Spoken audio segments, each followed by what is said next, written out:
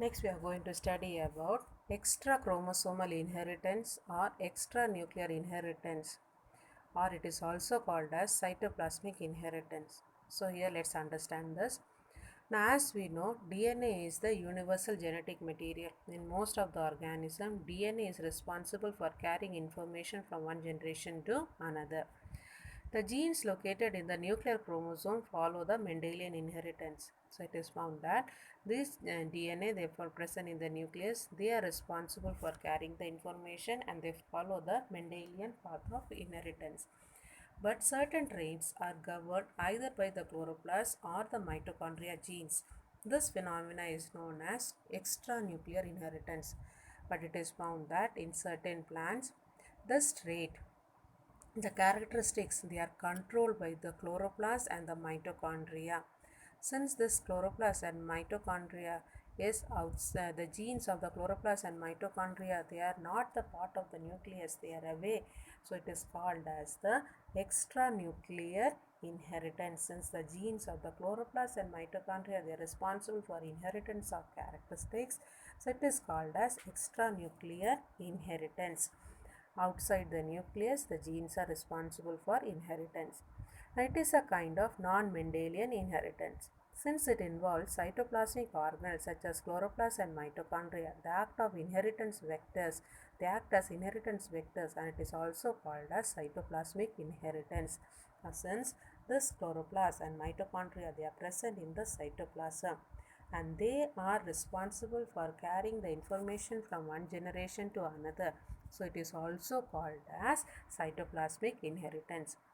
It is based on independent, self-replicating extra chromosomal unit called plasmogene located in the cytoplasmic organelles, chloroplast and mitochondria. As we are saying, the chloroplast and mitochondria, they are responsible for inheritance.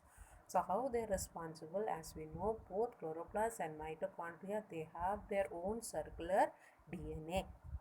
So this DNA, they are called the plasmogene. They are responsible. This plasmogene of this chloroplast and mitochondria, they are responsible for carrying the information from one generation to another. So first, let's study about the chloroplast inheritance. So chloroplast inheritance, it was first studied in 4 o'clock plant in Mirabilis jalapa plant. In this, there are two types of variegated leaves. So one is the dark green leaf plants and the other one is pale green leaf plants. So in Mirabilis jalapa, two type of plants are obtained. One is having the dark green leaf plants and the other one is the pale green leaf plants. So here you can see the cross here. When these two plants they are crossed, what the result we are getting, that we will understand here. So here, as we studied in Mirabilis jalapa, two type of plants, pale green leaf plants and dark green leaf plants. When the pollen of the pale green leaf plant is transferred to the stigma of the dark green leaf plant. So here the pale green leaf plant is acts as a male and the dark green leaf plant acts as a female. In the F1 generation, we are getting the dark green leaf plant, whereas the other vice versa or the reciprocal cross of when it is done, the male dark green leaf plant is crossed with the female pale green leaf plant. In the F1 generation, we got F1 pale green leaf plant. So this was the result of the reciprocal cross. According to Mendel, it should be similar, but here in this it was found that the result of the reciprocal cross was different in both the cases. So here in each cross, the F1 plant reveals the characteristics of the plant which is used as a female plant. It was found that in this cross, the F1 generation plants, they represent the female plant. Okay, so F1 generation plant, they always resembles the female plant. So the reason for this we can understand here, the inheritance is not through the nuclear gene. So it is found that it is not through the nuclear gene is not responsible for this F1 generation plants exhibiting the features of the F1 of the female plants. It is due to the chloroplast gene found in the ovum of the female plant which contributes the cytoplasm during fertilization. since the male gametes contribute only the nucleus but not the cytoplasm. So when the fertilization takes place, the pollen grains contribute only the nucleus. The cytoplasm is contributed by the ovum. So here the resemblance of the F1 generation plant with the female plant is because the cytoplasm contains the chloroplast gene. They are responsible for this characters. Okay, so here it is due to the chloroplast gene found in the ovum of the plant. This ovum contains the cytoplasm and that cytoplasm contains the chloroplast gene, and so as a result the chloroplast gene is seen in the F1 generation plant. The male gamete produce only the nucleus. The cytoplasm is contributed by the female plant. So here this is the reason why the F1 generation plant resembles the female plant, because the cytoplasm of the egg, they contain the chloroplast gene there, which is carrying the information. So this explains the chloroplast inheritance. Next we are going to study about the mitochondrial inheritance. Now mitochondrial inheritance was studied in pearl maize, that is Sorghum vulgare plant. So here it is found that in this plant the male sterility is inherited maternally. Here also it explains that the male sterile nature is also carried through the mother plant. The gene for cytoplasmic male sterility is found in mitochondrial DNA. So here it is said that the reason for the male sterility is controlled by the mitochondrial DNA. So in this plant there are two types, one with the normal cytoplasm which is male fertile, and the other one with the aberrant cytoplasm which is male sterile. So here in this Sorghum vulgare plant there are two type of cytoplasm is found. One is the normal cytoplasm with fertile male, and the other one is the aberrant cytoplasm. Aberrant mean which is different from the normal, so which is having the male sterile. Now these two plants, they exhibit reciprocal differences. Here also in the reciprocal cross the differences are seen here. So here you can see in the cross 2.20, the male plant with normal cytoplasm is crossed with the female plant with aberrant cytoplasm. So here the female plant, they are having the sterile cytoplasm. So in the F1 generation also we get male sterile plant.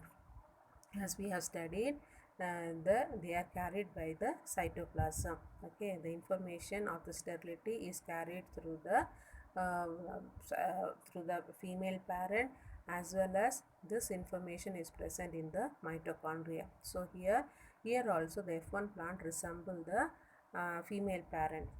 The second cross, when it is done, this cross is not possible. The reason is here we have taken the reciprocal.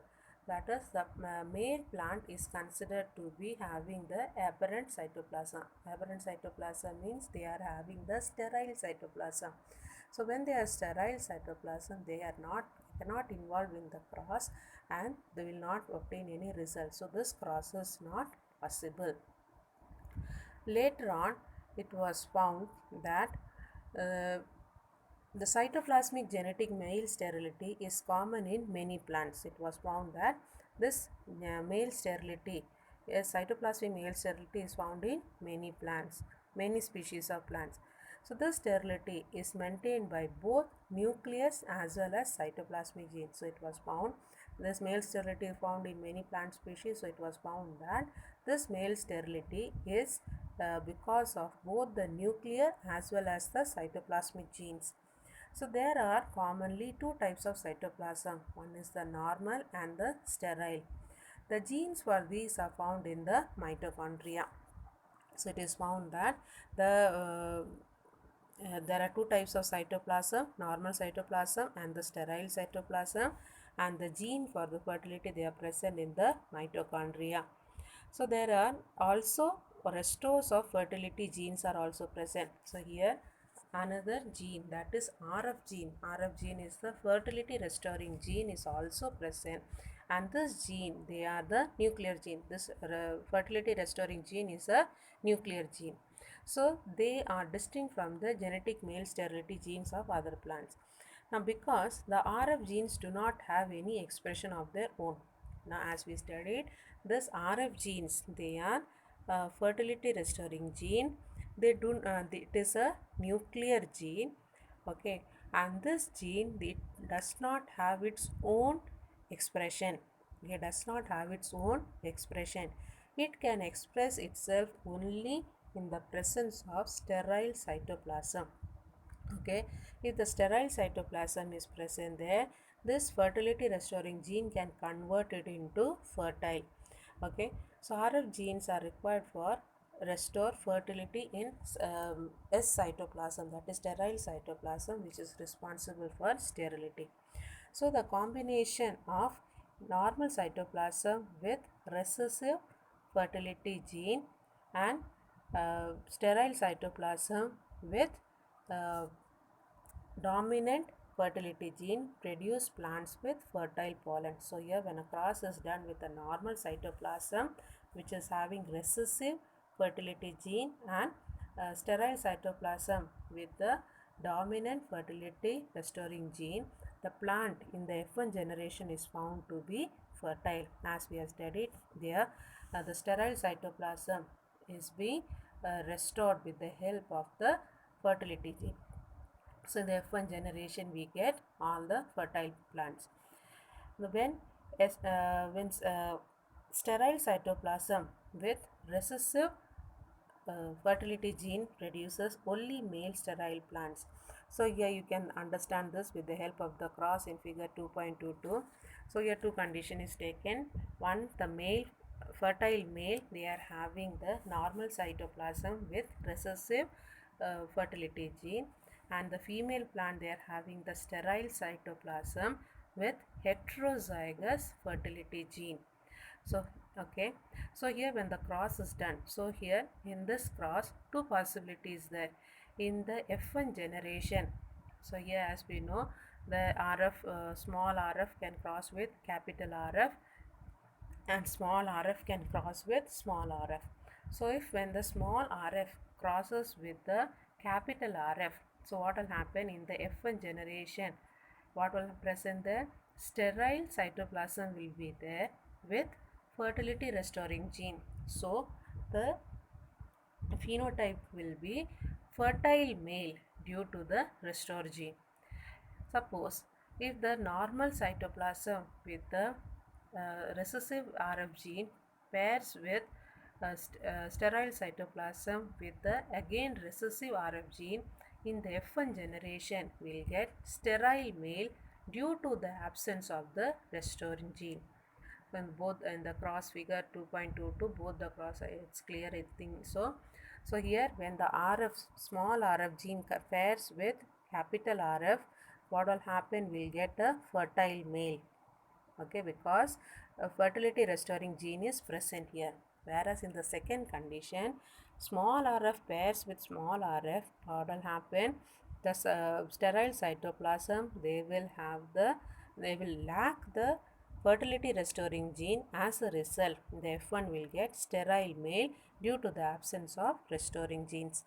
So here this is clear about the mitochondrial inheritance. Next we are going to study another feature is the atavism. Atavism is a modification of biological structure whereby an ancestral trait reappears after having been lost through evolutionary changes in the previous generation. So here atavism is what? Some characteristics which is not found in the in the past generation, but in the ancestors those traits was present, but it was during the evolution process that characteristics may be lost for some time, but it reappears. That is called as atavism. So clear? Atavism means some ancestral traits which appears to be lost, again they have obtained during the evolution process, that is called as atavism. Evolutionary traits that have disappeared phenotypically do not necessarily disappear from an organism. So it is found that this traits which was present in the ancestors but in the near past it was missing. That doesn't mean the trait has disappeared. Okay, it is present in the organism. The gene sequence often remains but it is inactive. The gene remains it is present in the organism but it is present in its inactive form. Such an unused gene may remain in the genome for many generations. So this trait can remain in the organism for many generations because it is in its inactive form or it is in its recessive form. As long as the gene remains intact, a fault in the genetic control suppressing the gene can lead to the reappearance of that character. So maybe the ancestor one trait was present there, that gene is being suppressed. Okay, so for many generation that character is not seen but it again reappears in the next generation. So here when this appearance of this trait will take place, when the gene which was suppressing this trait they undergo some damage. Okay, so when the gene which controls the suppression of the gene, if they loses their if they undergo some changes, then what will happen, this suppressed gene will reappear. So reemergence of sexual reproduction in the flowering plant Hieracium pilosella is the best example of atavism in plants. So here Hieracium pilosella, this plant it lost its sexual reproduction ability, but now it has, after many generations it has again regained that sexual reproduction ability. So this is called as atavism. So atavism is what, the characters which was present in the ancestors which was lost in the past generation which reappears, then it is called as atavism.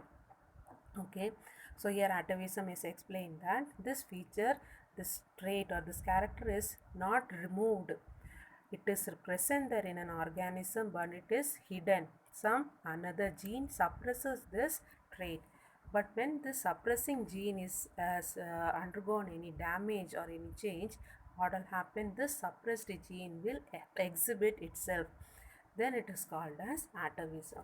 Hope you have understood all the topics that is being taught today.